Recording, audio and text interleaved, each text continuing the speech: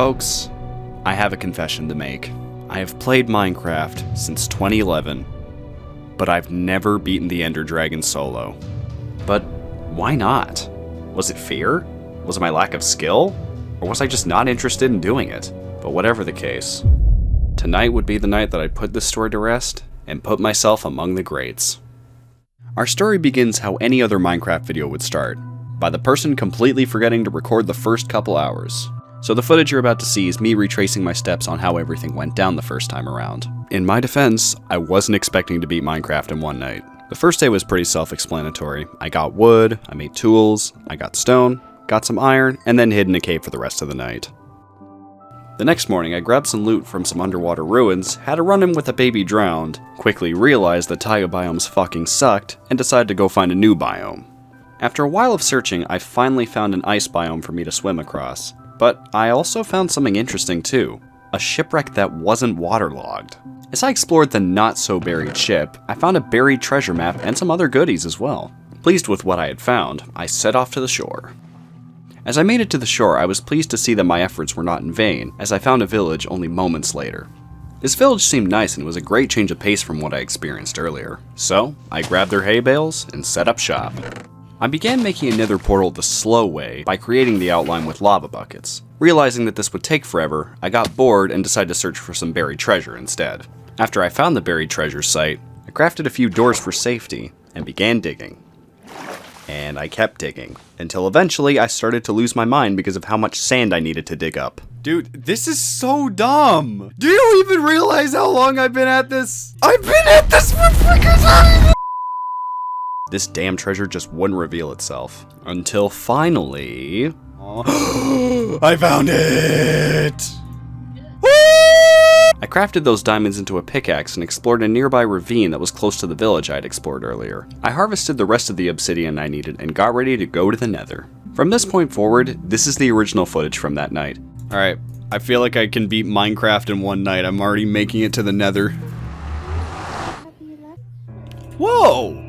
Yo, Angel, look at this. And thus began my journey to find a fortress. I gathered up blocks so I could bridge across, and made my way through a soul sand valley. Wait, what the hell? Shaving cream. What? What is this obsidian doing here?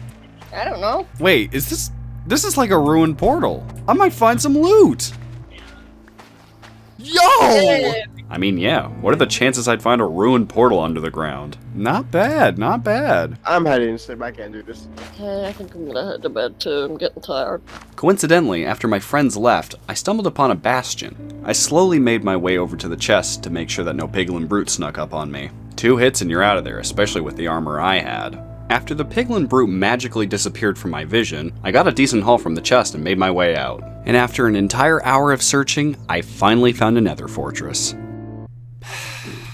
Slowly and carefully, I bridged my way over to the fortress and dug my way in. After I entered the fortress, I made my way through one of the corridors and noticed that one of the paths was blocked by a huge wall of lava. I dug above the staircase and tried to get rid of the lava, but it seemed like the place was getting a bit too heated for me to handle. So instead, I decided to run back and make a respawn beacon. But first, I needed to trade with the piglins to get some crying obsidian. So with the crying obsidian and the glowstone in hand, I made myself a respawn beacon and made sure to set my spawn because many of you may not know this, but after you fill up a respawn beacon with glowstone, you have to set your spawn or else it won't count. Yo, I'm Dream out here. There's no real reason I left this in, it just makes me laugh every time I watch it. After hiring another piglin, I realized that I didn't have enough gold for the job, so I ran off and decided to get some more. On the way, I decided to grab some endermen that were spawning inside of a warped forest. After remembering that endermen spawn in higher amounts in the warped forest, I took advantage of that using a looting 2 sword I got from a chest. And then I got lost. Again. Fortunately, I was able to pinpoint where I was using an old gold ore spot that I mined earlier. Using that, I made my way back to the respawn beacon. Realizing that I waited long enough, I made my way back to the fortress to gather some blaze rods. And this proved to be a bit harder than expected. I first made sure to clear out all the lava I saw earlier, and it was as if I was out of some sort of Zelda game because after I cleared it out, I found a chest moments later. Fuck yes.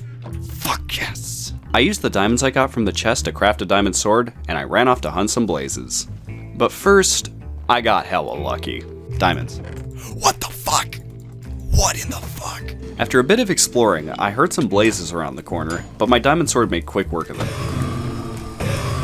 Unfortunately, since this fortress was out in the open, a lot of the blazes were floating over precarious areas, and I couldn't bring myself to fight them because they would either lead to death or the blaze rod falling into lava.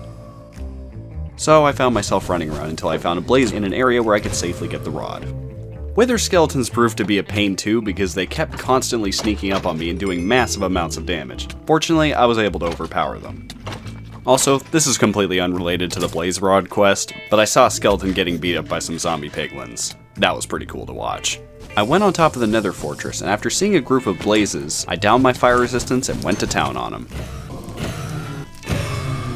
At the end of that little killing spree, I came out at about 6 blaze rods, which was fine, but it couldn't hurt to get more, right? Wrong. This next risk here almost cost me the entire run.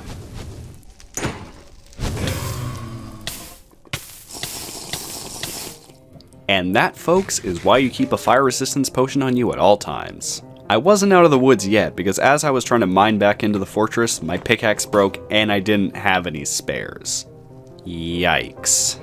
To make matters worse, one of the blazes I was fighting earlier decided to make its way back down to where I was. I tried building a little staircase around the side of the fortress, but realized I was low on blocks as well. I thought I'd never make it out. Until I spotted some ender pearls in my inventory. In a move that somehow worked to my advantage, I placed down some chests and used the ender pearl to escape a fiery death. I took the time to craft a couple more pickaxes and made my way over to the fortress again. Unfortunately, my luck didn't exactly improve. I killed 4 blazes and none of them dropped any rods. Once I finally got my blaze rod, I headed back to my base and made another portal. Unfortunately, this next task would require me to travel over 3,000 blocks, since 1 block in the nether is equal to 8 blocks in the overworld. So what better way to pass the time while I run back than to listen to some tunes.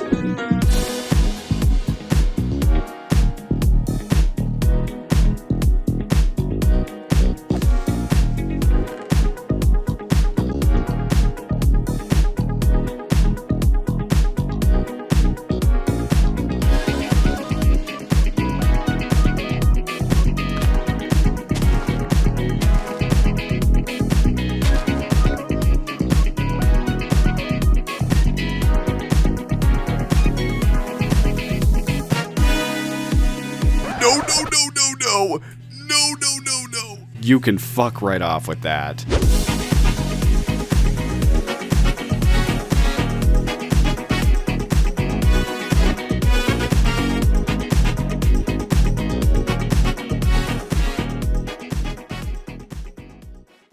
Oh, and by the way, that banger of a song was made by Orenji Music. You can find a link to his channel in the description below. I highly recommend you check out his Friday Night Funkin' remixes, they're something else. Anyways, back to the video. Ladies and gentlemen, it took us a lifetime. It took us several nights, but now is the moment of truth. With the throw of this pearl, I will finally have my destiny decided. Yes, I'm well aware I'm being too dramatic here, but it was at 4 in the morning, give me a break.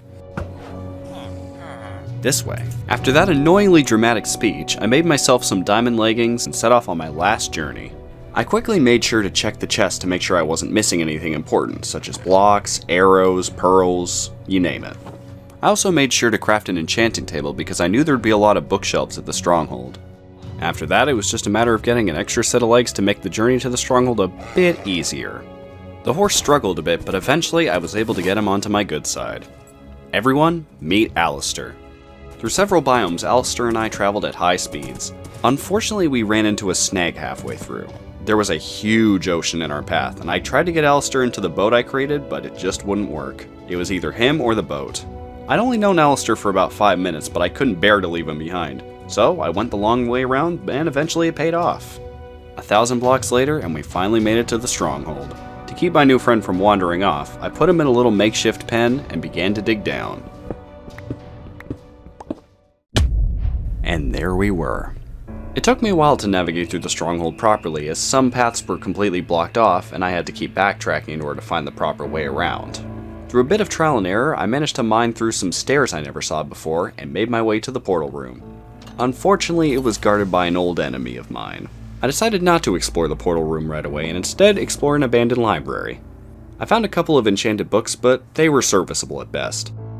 My main goal here was to set up an enchantment table to make sure that my experience points didn't go to waste. And then I realized that I left my lapis back at the village. Using an anvil, I gave my diamond leggings protection 3 and went off to mine for some lapis, ironically finding 2 patches of diamonds before any lapis decided to show its face. Eventually, I found a mine shaft after mining into a random wall. From there, I managed to find some lapis inside of a chest, and I was overjoyed. After losing my way back, I stumbled upon a ravine and found another lapis ore vein. As I mined the lapis, I watched as a creeper tried to swim in lava. And my luck started to look up beyond this point because I found a couple more diamond veins and they did not disappoint. I eventually got tired of my cave expedition and decided to leave the good old-fashioned way, by mining up. I made my way back to my man-made hole, and thankfully Alistair hadn't despawned. The next morning, I used the rest of the diamonds I got from that cave to give myself complete diamond armor. Except for the helmet. I thought the golden crown was a bit more fitting anyway. Once I re-entered the stronghold, I enchanted all my gear. Eventually, when it came to my sword, I ran out of experience. Fortunately, I remembered that I had a Sharpness 2 book, along with the Sharpness 2 enchantment that I settled on. So, I combined the 2 of them together, and I gave myself Sharpness 3, along with a pretty fitting name for the dragon fight. And there it was. My 5 hours of gameplay led up to this. The portal already had 2 eyes, so it was pretty easy to fill it in. With my final eye, I was ready to go in. But first I had to set my spawn. You can't judge me for being too careful. Wish me luck, folks. Here we go. Please don't. Yes! I'm sure you've seen this fight several times, so I'll just simplify it for you. First on the list, the towers. Without those out of the way, I didn't have a shot at killing the dragon. As I aimed for another tower, the dragon decided to swoop down and hit me with its surprise attack. Fortunately, I'm such a good Minecraft player, so doing an MLG trick was no problem.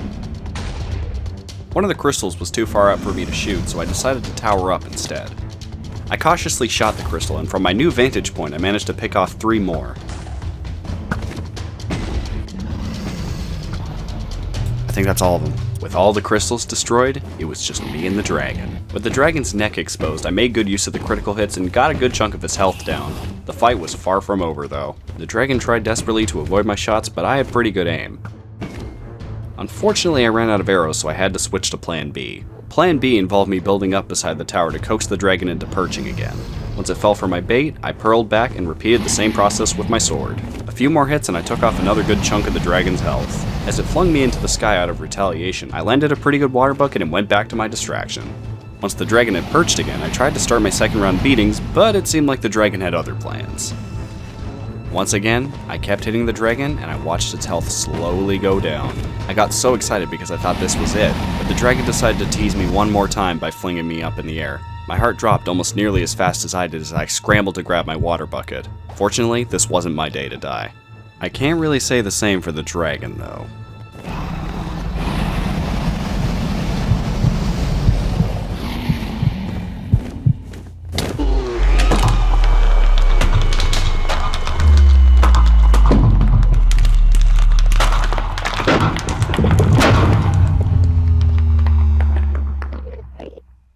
We did it. We beat the Ender Dragon in one night, and I didn't die once. Ladies and gentlemen, this is the first time I've ever beaten the Ender Dragon. Legitimately. I did it. The dragon was slain, and all that was left was to grab the dragon egg and hop through the portal. I had no interest in reading the credits because my body was practically screaming at me to sleep. So I built myself a little pillar, and I think Past Wilde has a little message for you. With that, ladies and gentlemen, I beat Minecraft for the first time. I thank you all so much for joining me on this journey because this video took me a long time to make. If you're interested in seeing more content like this, be sure to hit the subscribe button if you haven't already. Be sure to hit the like button, it would really help me out. Anyways, with that being said, thank you all so much for watching, and I'll see you in the next video.